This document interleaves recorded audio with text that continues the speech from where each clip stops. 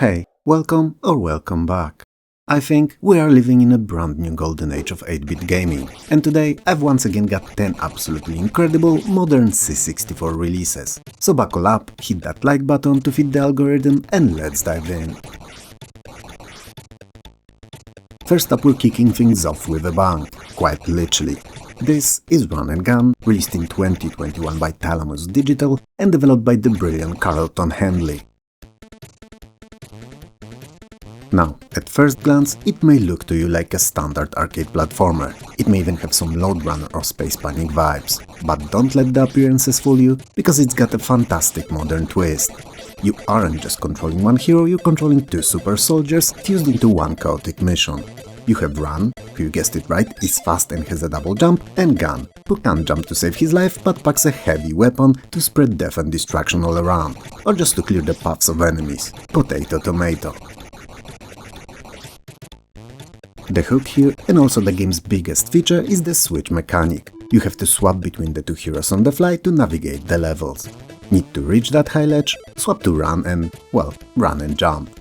Alien blocking the corridor? Swap to Gunn and show him why it's better to be an alive alien than a live one. It creates this frantic puzzle-like rhythm where your brain is constantly toggling modes. I said your because mine, it's on permanent holiday from thinking. Runn and Gunn is vibrant, it's fast, and it feels like a lost arcade classic that we just happened to find in the time capsule sent to the future to 2021.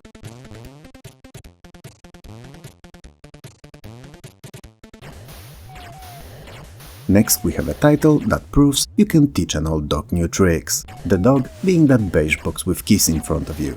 I mean, I imagine all of you watching this video along with your trusty C64 sitting next to you, together picking games you play next. I may be wrong. Anyway, this is Scramble Infinity, and it's what we're gonna talk about now. If you grew up in the arcades, means that your parents abandoned you. But also that you should know Konami's classic Scramble. I'm sure you did, as it was legendary. But this is Scramble on steroids. The developers have somehow squeezed incredibly smooth, silky scrolling out of the C64 that honestly rivals early 16-bit games. The concept remains true to the original. You're a pilot flying right, bombing fuel tanks to stay airborne and dodging rockets that launch from the ground. But Infinity adds a layer of polish that are just chef's kiss. I mean, look at it, ain't it a beauty? We're talking super smooth updated graphics, pumping soundtrack and a difficulty curve that is tough but fair. It's a score chaser's dream. If you want to see why C64 was known for its butter smooth scrolling, this is the benchmark.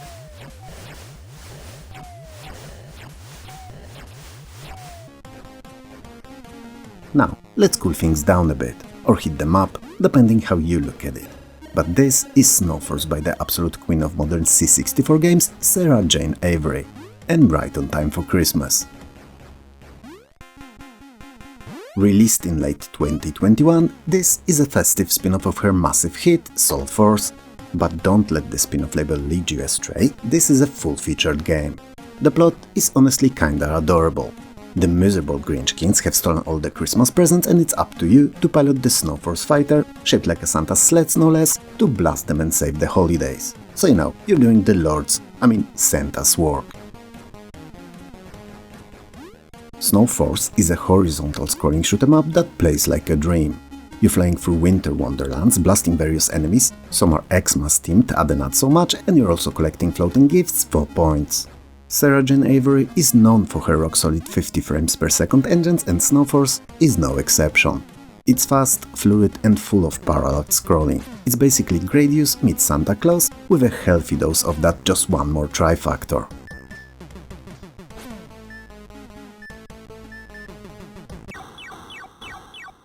Let's head back to deep space with Space Firehawk. Or better yet, let's cut down on cringe intros to new games we're going to be talking about today. Yeah, let's. This game is a love letter to the 1980s arcade classic Space Firebird. It's a single-screen shooter in which we are fighting against waves of chaotic alien formations. The thing that strikes you immediately is the atmosphere. It focuses heavily on the raw arcade feel, so meaty sound effects and frantic action, occasionally meteors hurling your way. Fun. The gameplay quirk here is the shield mechanic. You can activate a temporary shield by holding down and firing, but it drains your energy. It adds this layer of strategy to the manic gameplay. Do you dodge and risk death, or pop the shield and lose energy? It's frantic, old-school arcade action at its finest. It's tough as nails, but when you get into the zone, you feel like a galactic eagle. I mean, Firehawk. I naturally meant Firehawk.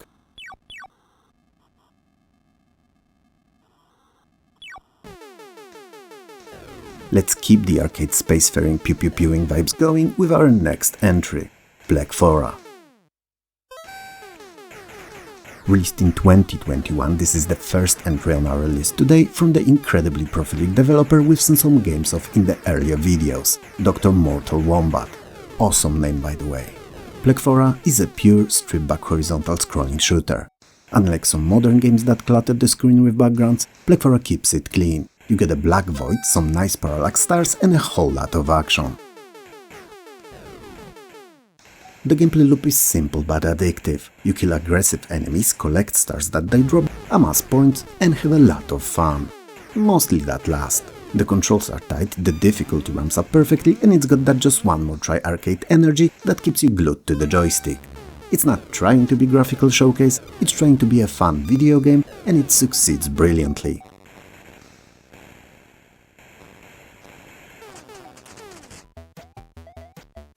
Let's switch gears to something a bit more vertical. This is straight up, so by definition a vertical game. The title is a double whammy, as apart from telling you what it is, it also tells you exactly what to do. You are at the bottom and you need to go straight up. It's a platformer with a distinct retro feel, reminiscent of games like Crazy Climber of Nebulous, but simplified and with its own flavor. So all you do is push upwards, dodging traps and collecting points for each platform you jump on. And if it sounds incredibly basic, you're right, it is, but it's because it's best experienced in a local 4-player multiplayer, where it serves as a fantastic point battle kind of a challenge. So the gameplay is all about perfectly timing your jumps, the direction and power, and finding the perfect balance between going faster and winning against your buddies or going slower and risking falling behind. In single player it's not an issue and it all falls down to your joystick skills and agility. It's not the most complicated game out there, but it's definitely fun in its simplicity. It's one of those titles you wouldn't be surprised finding on a mobile a few years back.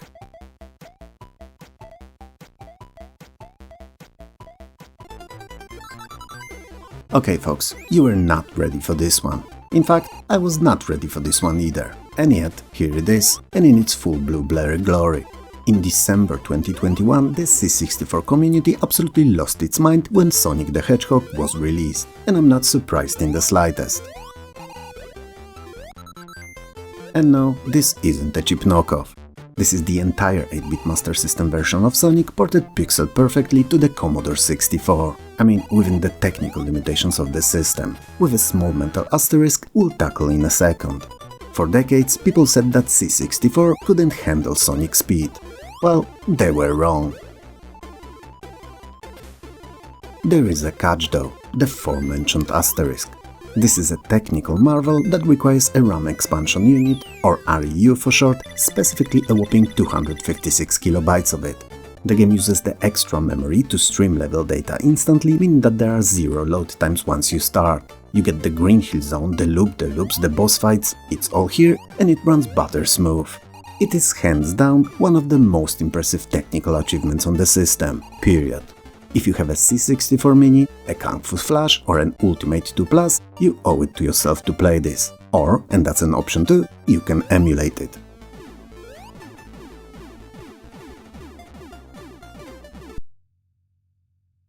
From high jumps to popping puzzles, let's look at the TinyBubbles. This game was actually an entry in the Cassette 50 charity competition in 2021, and it's pretty fantastic for what it is. Developed by Pixes, this is essentially a Puzzle Bubble or Basta-Move clone. You control a launcher at the bottom, firing colored bubbles to match 3 or more at the top and clear the screen. It sounds simple, right? It is, but it's also where its addictiveness comes from. It's easy to get into, demanding to master, and follows the classic, super fun formula. But here's the mind-blowing fact. This entire game fits into 4 kilobytes of memory. 4 kilobytes. That's tiny. That's like barely a few sentences in your Word document. I mean, sure, there's a difference in how both files are formatted and saved, but either way, 4 kilobytes are nothing. Despite the microscopic file size, it has great physics, cute graphics, and that addictive just one more level gameplay. It's a masterclass in efficient coding. It shows that you don't need megabytes of data to create something that is genuinely fun to play. It's a perfect pick for a quick coffee break gaming session.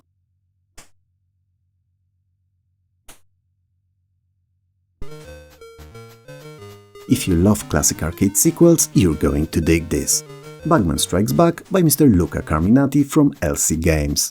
We've spoken about a few games from him in the last few episodes and they were always really, really good. Bagman Strikes Back is a 2022 sequel to its 2021 predecessor, Bagman Comes Back, and both are unofficial sequels to Bagman, which was a cult classic arcade game from 1982. This homebrew gem, however, feels like it could have been released in arcades in 1983. You play as a robber in a mine, trying to steal bags of gold and wheelbarrow them to the surface, all while dodging minecarts and avoiding 2 grumpy guards. In Bagman Strikes Back, you can use pickaxes to stun guards, or, and it's my personal favorite, you can also drop money bags on their heads to knock them out. The level designs are rather convoluted and require some serious road planning, or luck. Luck could work here too. The game captures that stress of I'm carrying a heavy bag and I'm moving slow and the guard is right behind me perfectly. It's a brilliant tribute to the golden age of coin-ops and one you should definitely try out.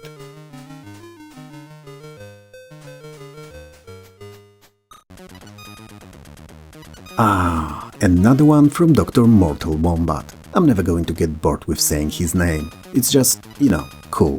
Anyway, Ball and Chain, because of course the game has a cool name too, is a rather unique arcade score attack kind of a game. For all intents and purposes, it's a physics-based endurance runner, or swinger I suppose, and all because it never ends. I mean it does when you fail, but other than that, it doesn't. So if you're good enough, you could theoretically probably play it forever. Wouldn't it be odd seeing your kids grow up and have their own kids, all from the perspective of a C64 joystick playing this game? Anyway, you control a character who is literally shackled to a heavy iron ball, and you must avoid the enemies and get as far as you can. The gameplay is all about momentum. You have to drag this heavy ball around, but you can also swing it to smash enemies or walls. The physics are surprisingly complex for an 8-bit system and you can definitely quote-unquote feel the weight of that ball. Sometimes it saves you and sometimes it drags you into a pit. It's frantic, it's funny and it's unlike anything else on C64. It takes a few tries to get the feel of the swing, so don't get discouraged, but once you do, you'll be smashing your way to high scores.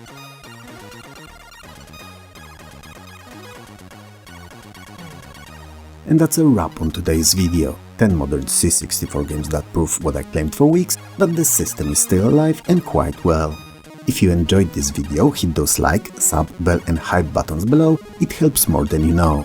Thanks a lot for watching, take care of yourself and I'll talk to you soon.